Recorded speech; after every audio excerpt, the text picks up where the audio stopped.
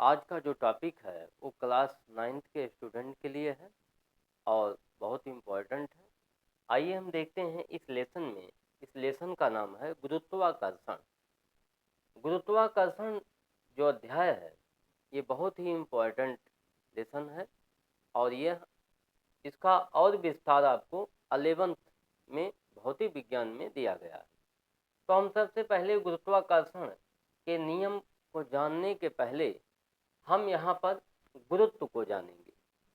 गुरुत्व किसे कहते हैं आइए देखते हैं। पृथ्वी प्रत्येक वस्तु को अपने केंद्र की ओर आकर्षित करती है। पृथ्वी के इस गुण को ही गुरुत्व कहते हैं। गुरुत्व का मतलब होता है कि छोटे छोटे वस्तुओं को अपनी तरफ आकर्षित करना। तो पृथ्वी में यह गुण जो है विद्यमान है, जिसके कारण वो सभी वस्तुओं को अपने केंद्र की ओर आकर्षित करती है। जैसे मान लो कोई भी वस्तु है, अगर हम ऊपर से छोड़ देते हैं तो पृथ्वी इसको खींचती है। इसी को हम क्या कहते हैं? गुरुत्व कहते हैं। तो जब यहाँ देखिए पृथ्वी का गुरुत्वीय त्वरण क्या होता है, तो मुक्त रूप से गिरती हुई वस्तु के वेग में 1 सेकंड में होने वाली वृद्धि को गुरुत्वीय त्वरण कहते हैं। इसे स्मॉल जी से व्यक्त करते हैं, इसे स्मॉल जी से प्रदर्शित करते हैं। गुरुत्वीय त्वरण होता है वेग में परिवर्तन बटे समय अंतराल। जैसे त्वरण की परिभाषा आपको बताई गई है, तो वहाँ पर त्वरण की जो परिभाषा बताई गई थी वह वेग परिवर्तन की दर को ही त्वरण कहते हैं। तो यहाँ जब पृथ्वी जब किसी वस्तु को अपने केंद्र की ओर खींचती है तब उसके वेग में परिवर्तन होता है।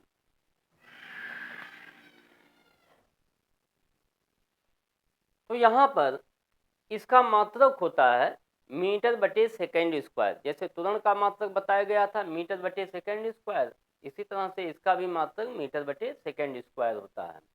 तो मुक्त रूप से क्या होता है? मुक्त रूप माने फ्री, स्वतंत्र, माने जिसका वेग शून्य से गिरना शुरू करता हो, जीरो से। जैसे ये पेन है, इस पेन को अगर हम छोड़ दें तो ये मुक्त रूप से हम कहेंगे इसको, क्योंकि ये धीरे से ऐसे गिरेगी। तो मुक्त रूप माने स्वतंत्र अवस्था में। और अब आइए देखते हैं न्यूटन के गुरुत्वाकर्षण का नियम। न्यूटन नामक वैज्ञानिक ने अपने प्रयोग के आधार पर किन्हीं दो वस्तुओं के बीच लगने वाले आकर्षण बल के संबंध में एक महत्वपूर्ण नियम दिए, जिसे हम न्यूटन का गुरुत्वाकर्षण नियम कहते हैं। यह क्या था? इन्होंने अपने प्रयोग के आधार पर बताए दो कणों के बीच लगने वाले आकर्षण बल दोनों कणों के द्रव्यमान के गुणनफल के अनुक्रमानुपाती या समानुपाती भी आप कह सकते हैं, अनुक्रमानुपाती और उनके बीच की दूरी के वर्ग के व्युत्क्रमानुपाती होता है। आइए देखते हैं इस टॉपिक में आगे क्या है फिर। तो दोनों के द्रव्यमान के गुणनफल के समानुपाती और उनके बीच की दूरी के वर्ग के व्युत्क्रमानुपाती होता है। ये किसका नियम है? ये न्यूटन के गुरुत्वाकर्षण का नियम है, बहुत इम्पोर्टेंट है। तो इसमें देखते हैं, इसका फार्मूला बनाएंगे। पहले मान लेते हैं जैसे दो वस्तुएं हैं और दो वस्तुएं m1 m2 यहाँ पे मान लेते हैं। जैसे यहाँ बना दे रहे हैं फिगर इसका।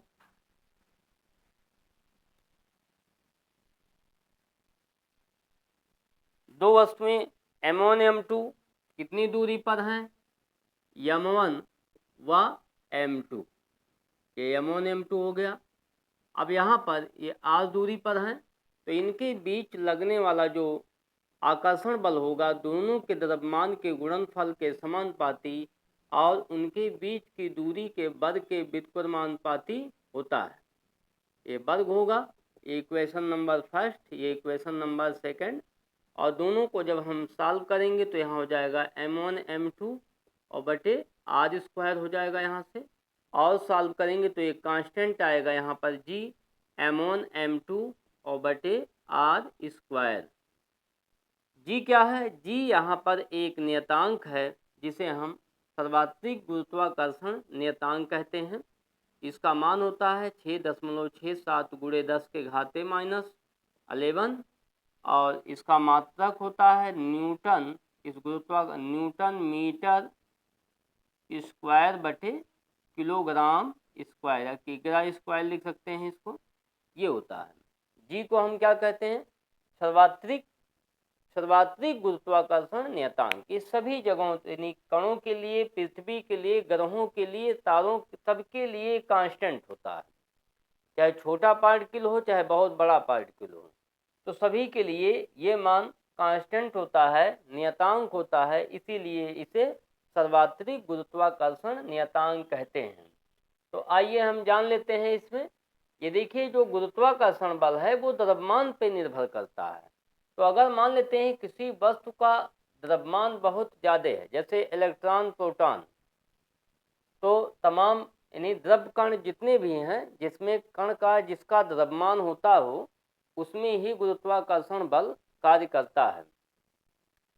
तो यहाँ पर जैसे ये दिया गया है, तो पृथ्वी, अब पृथ्वी जैसे मान लेते हैं, अब यहाँ पर कोई वस्तु रखी हुई है, तो इस पृथ्वी इसे क्या करती है, एक बल से खींचती है। ये पृथ्वी का द्रव्यमान कितना मान लिया जाता है, m। पृथ्वी का द्रव्यमान यदि m है और पृथ्वी के सतह पे हम m द्रव्यमान का एक वस्तु रखे हैं और पृथ्वी की रेडियस r मान लें, तो यहाँ एक फार्मूला हो जाएगा F = G, और यहाँ पे हो जाएगा m का मतलब पृथ्वी का द्रव्यमान, m मतलब होता है अर्थ, तो यहाँ हो जाएगा गुणे m और बटे इनके बीच की दूरी, तो रेडियस यही हो जाएगी r स्क्वायर हो जाएगा यहाँ से। तो ये सूत्र बन जाएगा पृथ्वी के लिए। अगर मान लेते हैं जैसे कोई दो वस्तुएं हैं और कोई भी हैं, जैसे उनके बीच लगने वाला बल कितना है, फॉर एग्जाम्पल के तौर पे आइए देख लेते हैं इसमें। तो ये हो गया गुरुत्वाकर्षण का नियम और बहुत इम्पोर्टेंट नियम है ये। आइए देखते हैं इसका एक हम आपको उदाहरण के द्वारा बताएंगे इसमें ये बल कैसे काम करता है। आइए देखिए, यहाँ पर मान लेते हैं जैसे एक कोई वस्तु है, ये 10 kg का है और एक हम यहाँ पे 10 kg का और रख देते हैं। कितनी दूरी पर है, ये 10 मीटर मान लेते हैं, 10 मीटर की दूरी पर रखे गए हैं।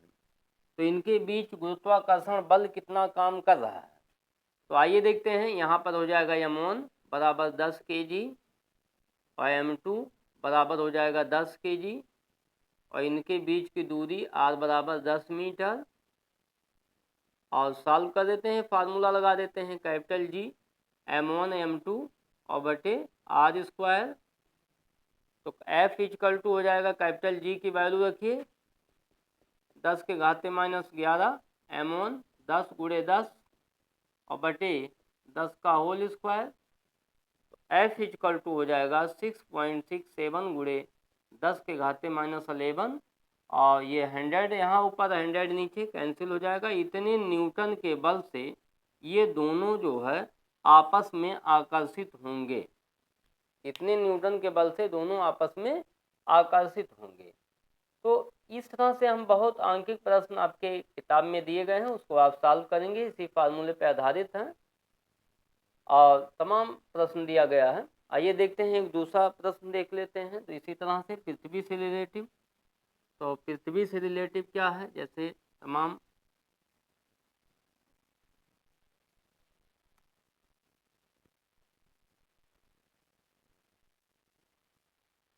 आइए देखिए, पृथ्वी का द्रव्यमान 6.0 10⁻24 kg, पृथ्वी की रेडियस 6.4 × 10⁻6 मीटर, और मान लेते हैं पृथ्वी के सतह पर m बराबर 1 किलोग्राम का एक वस्तु रखा है, तो इस पर कितना बल लगेगा।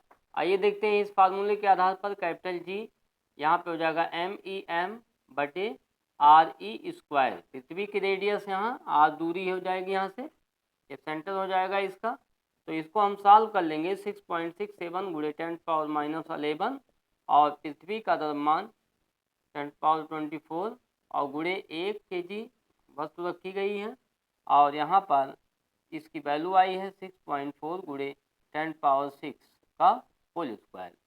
प्यारे बच्चों, इसी को हम सॉल्व कर लें, हमारा आंसर हो जाएगा। तो चाहे पृथ्वी से रिलेटिव हो चाहे किसी कण से संबंधित हो, या छोटे से छोटे कणों के लिए हो तो हम न्यूटन का गुरुत्वाकर्षण नियम लगा सकते हैं और वहां से हम उसके बीच लगने वाले आकर्षण बल की वैल्यू ज्ञात कर सकते हैं। यह नियम उसी कण के लिए लागू होगा जिसका द्रव्यमान होता हो। Thank you.